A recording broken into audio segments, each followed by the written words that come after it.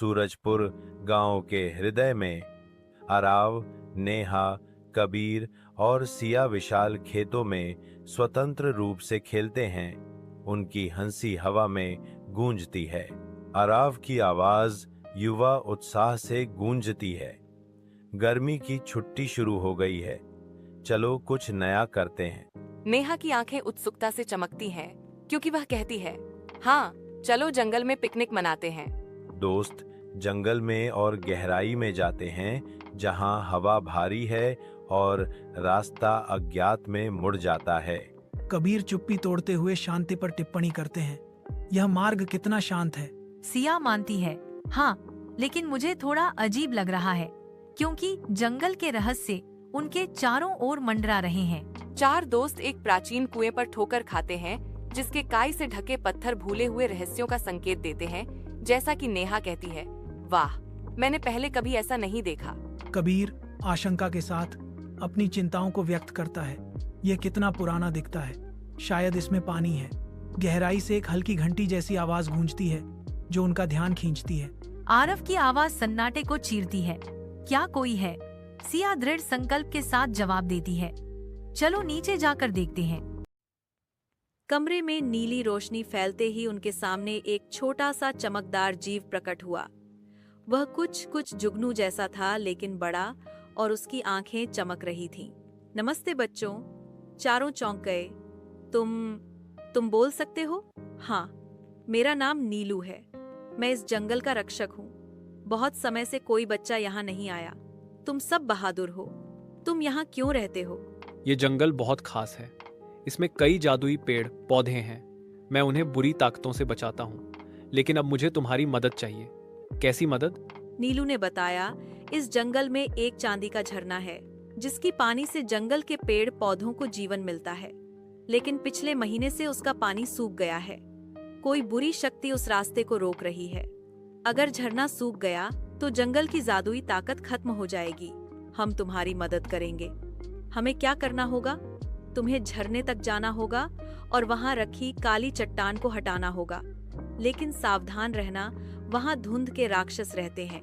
बच्चों को थोड़ा डर लगा, लेकिन वे तैयार हो गए। नीलू ने उन्हें एक एक छोटी सी चमकीली बीज जैसी चीज दी।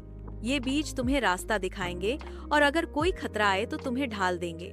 चारों बच्चे नीलू के साथ बावड़ी से बाहर निकले। जंगल के अंदर घना कोहरा था। नीलू आगे आगे उड़ रहा था। बच्चे उसके पीछे चल रहे थे। थोड़ी देर बाद वे एक जगह पहुंचे जहां पेड़ काले और सूखे थे। चारों को ठंड महसूस हुई। तभी एक अजीब सी गर्जना हुई। धुंध के राक्षस।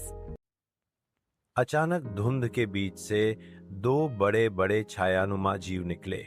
उनकी आंखें लाल थीं। अब क्या करें?